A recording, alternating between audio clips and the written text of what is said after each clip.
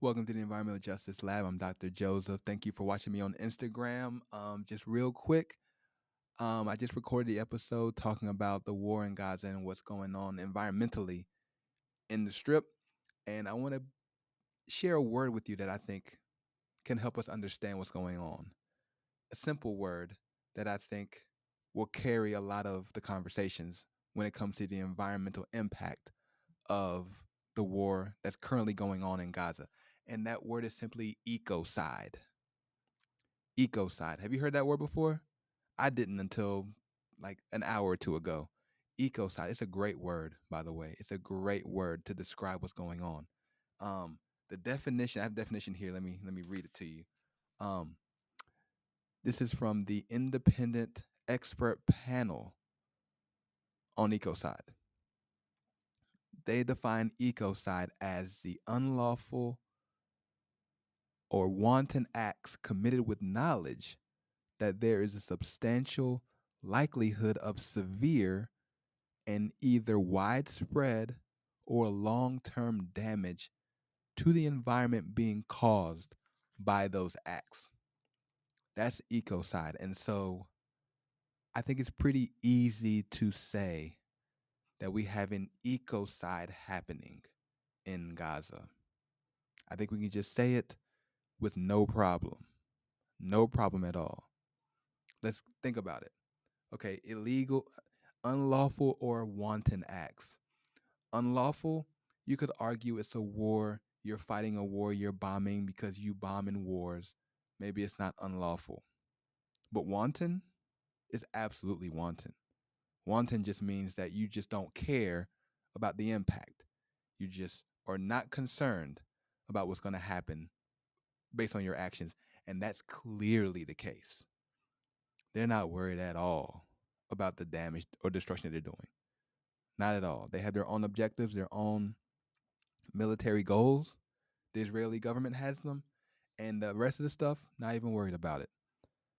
And let's keep the definition going, right? So, wanton acts with knowledge that there is a substantial likelihood of severe or widespread damage.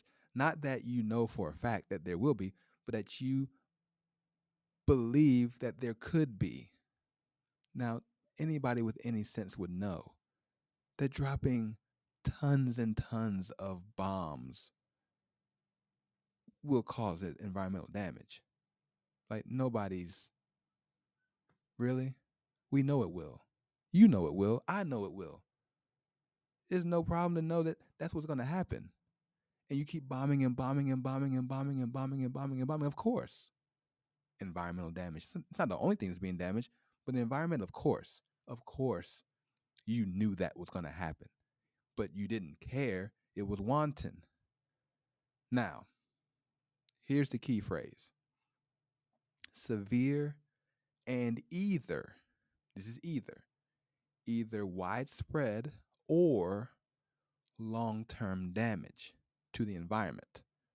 So, severe, obviously, the air, the water, the soil, the whole environment is severely impacted. Nobody's arguing that.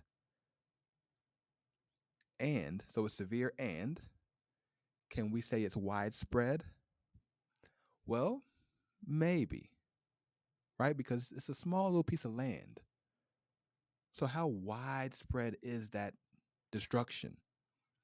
You could argue that's just a small little piece of land. It's not that widespread. It's not that big of a deal. It's just a small place that we're consistently bombing to do what we're trying to do. You could say that.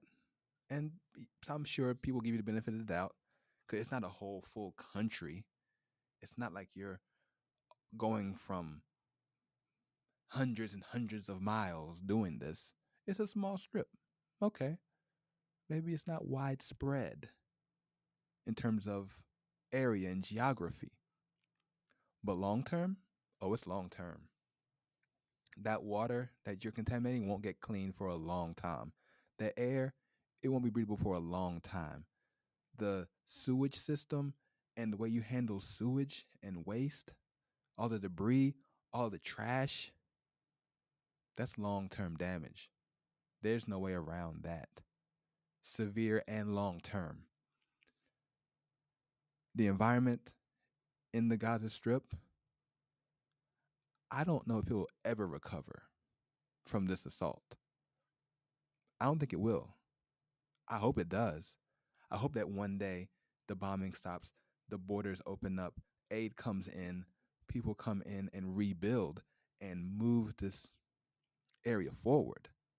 I hope it happens, but I just don't see it. I don't. And so if you go by this definition of ecocide, which the international panel of experts have put together, this is textbook ecocide. Ecocide for you. So think about that. Think about that for a second. There's an ecocide happening in Gaza. People don't have water to drink.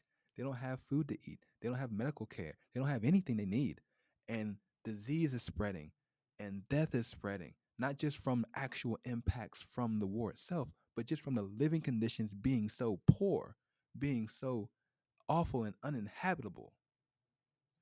That's what's happening in the Gaza Strip right now as this takes place.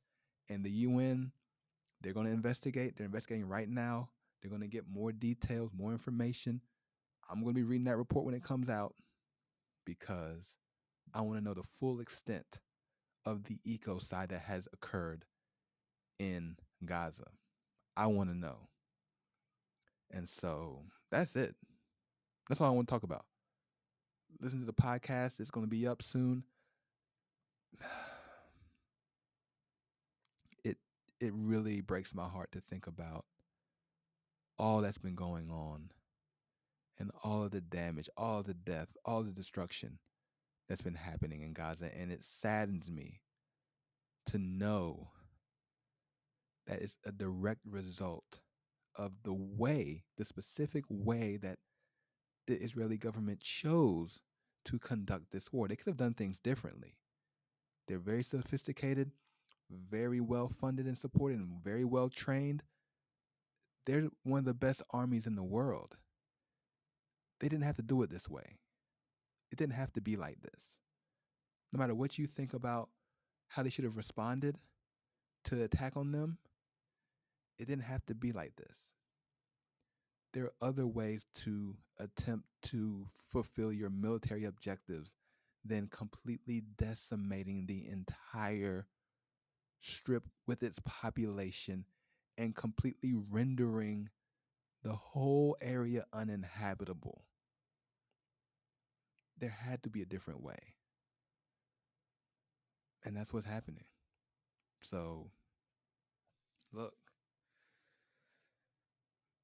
there's an ecocide in Gaza. Tell somebody about it. And then tell them to tell their congressperson, to tell their representative, to tell their leader to make it stop. Make it stop. Stop the ecocide in Gaza. And I'll see you next time.